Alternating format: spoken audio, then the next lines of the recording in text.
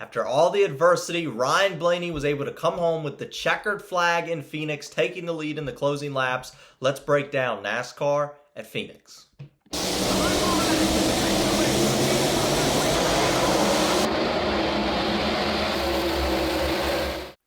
Hello everybody, welcome to Dirty Air. I'm your host Alex Lambert, and let's break down NASCAR at Phoenix. It was an exciting race today with a lot of cautions. The first race in a while where we've had 750 horsepower, quite a bit more than we've had in a few years, the most we've had ever in the next-gen era of NASCAR. Ryan Blaney gets the win after overcoming a lot of controversy, some wheel problems, being restarted on the second row. He's able to come back in the long run and get the race win. Let's analyze. Let's break it all down. We'll start out with Ryan Blaney, of course, getting the win. It was a huge race weekend for Team Penske, right? They won the IndyCar race on Saturday, which was big news for them. They won the Cup race today on Sunday. Now, all Penske Fords were really fast, but unfortunately got caught up in some accidents. We'll take a look at those in a moment. But just a big, massive statement for Ryan Blaney, right? We talk about how this is the first race of 750 horsepower, but the way the schedule is in NASCAR right now, it's a little weird. Like, you have the Daytona 500 to start out. That's normal. You have Atlanta, another low horsepower, high downforce, pack racing type event, which is not typical to what we're going to see in most races this year. Then you go to a road course. We've only got 4 of those on the schedule, right? And then we finally, all the way into the 4th race, get a normal NASCAR racetrack. Like the next few weeks, we're going to be at these typical racetracks. This race is in the chase. The next 6 races on the schedule, I believe, will also be in the chase. So we have a lot to look at here at this spring portion of the schedule and a lot to dissect. But obviously the Penske Ford's fast right now. The Toyota's very fast. The Chevrolet's trying to catch up with the new body. We'll see how long it takes them to do so. Ryan Blaney getting the win today was just very impressive because Christopher Bell is going to have the most laps led. He also finished second today. But Christopher Bell was it was him and Blaney all day, right? Those were the two guys battling for the race win. And through all the controversy, those were clearly the fastest cars on the racetrack. They were clearly the best handling cars. But Ryan Blaney looked to be a little bit faster, but just could not catch a break. There was a caution that came out. He was on the scoring loop just behind Christopher Bell. That cost him on the restart, where he actually ended up losing a few positions, and he restarted on the second row in the dirty air. Dirty air was important. That's tough to break through. Had multiple issues on pit road, set him back through the field. He passed 49, according to Fox Sports, passed 49 cars on track today, which is certainly a task. Very fast. Actually won stage 1, and then after that it was just sort of going around the track, back to the front. So that makes this win today even more so impressive. With that being said, let's take a quick look here at that top 10.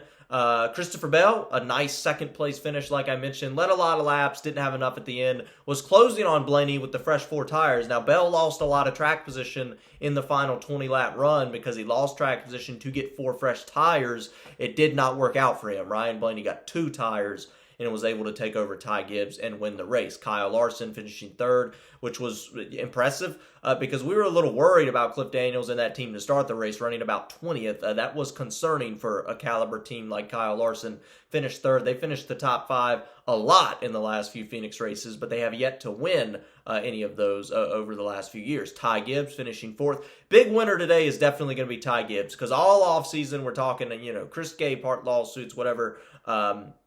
Ty Gibbs, the worst of the 4 Joe Gibbs Toyotas. A lot of concern on the 54 team. He's coming up on 100 starts with 0 career wins. It hasn't been good. Missed the playoffs last year. Well, they've come out of this year firing on all cylinders. They've been very consistent. They finished in the top 10 a week ago at the road course. They finished 4th today with making the correct pit calls and not causing any issues on the racetrack. So props to Ty Gibbs and that 54 Toyota. That gives me confidence in them, which they need. That gives me confidence in the driver, that he can race clean, finish up front, and it gives me confidence in the crew as well. And the pit crew also did a phenomenal job. Denny Hamlin finishing the 5th position. Wasn't really talked about a whole lot today, but a nice 5th place finish for Denny Hamlin. We want to kind of see where he ranks up this season. Bubba Wallace finishing 6th. Nice run for him. Been really consistent all season long. You see William Byron there in 7th, who's had a lot of success here at Phoenix. Tyler Reddick not able to get 4 in a row, but another top 10, 8th is going to help him in points. 4th most points today for Reddick. Got some stage points also, which is important, which we'll take a quick look at the points. Michael McDowell finishing 9th and Eric Jones finishing 10th. Now, Michael McDowell finishing 9th is going to be big as well because Spire was really fast today. Daniel Suarez is not on this top 10 list because he was caught up in one of those, in a lot of incidents actually, Suarez was, but he was caught up in one of those wrecks with Joey Logano. Daniel Suarez does not finish in the top. I don't even think he finished the race. I think it was a DNF at the end of the day, but unfortunate for Suarez, who had probably top 10 speed a majority of the race. Wish we could have at least seen what he had. And well, like I said, this is the first real race on the calendar. That's confidence for Spire, right? That's confidence that they're the top Chevrolet team, potentially outside of Hendrick, with those results, right? You had Hocevar, I think, ended up finishing 20th, but Hocevar was fast all day long. Like, Hocevar was in the top 10 a majority of the day. I don't know exactly what happened at the end of Hocevar, but overall, they showed a lot of speed. They passed the eye test. Ultimately, at the end of the day, I know results is all that matters, but today was important for the eye test to sort of get a feel for where we're at right now with speed, raw speed on a racetrack like this, because this is what makes up majority of the schedule. And then Eric Jones, like I said, finishing 10th. Big win for Eric Jones, who I was concerned about the first few weeks. Like, they did really bad at Daytona. They were really bad at Circuit of the Americas. I was like, okay, how bad can this get for the 43 Legacy Motor Club Toyota? Well, phenomenal to get up to 10th today. They were actually a lap down, had some issues early in the race, and I was like, not again for Eric Jones. Finishing 10th, solid run. Build up a little confidence there for the driver of the 43 and that crew with another crew chief up there calling the shots. Now, let's take a quick look here. We had a couple of wrecks. Now, we talk about guys like Carson Hocevar calls in a lot of wrecks or something like that. Well, let's take a look at what Joey Logano did today. And I'm not trying to call him out, but these are some mistakes that you just seemed avoidable. And I've criticized Logano a lot on this show at races like Talladega. I've criticized him a lot in the Daytona 500 because he's very fast, has the fastest race car, but makes mistakes too early. Can we say something similar happened today? Like Joey, and this is more of the next gen era type thing, but Joey Logano is a top 3 car at least, led a majority of the first stage, can realistically finish top 5, realistically fight for the win. You don't know how things will play out in a race. He had the speed to do so. Got caught up in a few wrecks here. You see on lap 217, gets involved in a crash. I'm not going to place the blame on Logano. I'm just saying there were wrecks around him again, which is what we've seen at Daytona, Talladega. We saw it today at Phoenix when he was fast. Ross Chastain gets turned, going down on the dog leg. This actually takes out that other Penske teammate, Austin Cindric, who was really fast all day long too. Unfortunate for him, Cindric's a little farther back in the points, so that's a tough loss for Cindric. A lot of points on the line today. He doesn't get a lot of those because of finishing in the back with a DNF hard hit. Seemed like, I believe he checked out of the care center, seemed to be okay, the driver of the 2 car. Once again, showed a lot of speed, didn't quite get the result yet, but we're 4 races in. He's got to dig out of a points hole, which could get big when you talk about sort of using up your mulligans, using all of them up at the beginning of the year. You'll see here Joey Logano on lap 254 involved in another wreck, sort of goes up into AJ Allmendinger.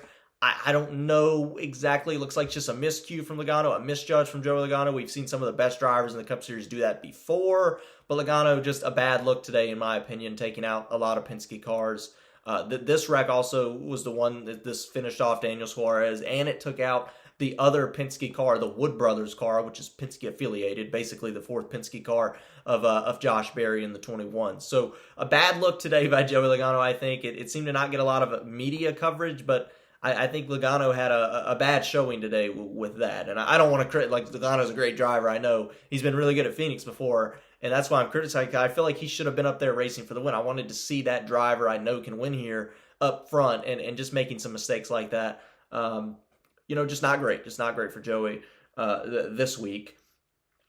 So those are the wrecks. Let's take a quick look here. We did have more horsepower in today's race. We had up 750 horsepower, which is certainly important. We got to see the field spread out a little bit, which is something we haven't been used to seeing as much. They spread out a little more than we've previously seen in Phoenix races. Overall, I like the horsepower. It was fun to see, like, the teams sort of adjust to it, like they're trying to figure it all out, right? This is the most horsepower we've had. We didn't expect, I don't think the drivers expected for it to be, as noticeable as it turned out to be. So that threw the crews and all for a little bit of a loop. This was the first oval with more horsepower. We go back down next week. So Las Vegas will have less horsepower next week.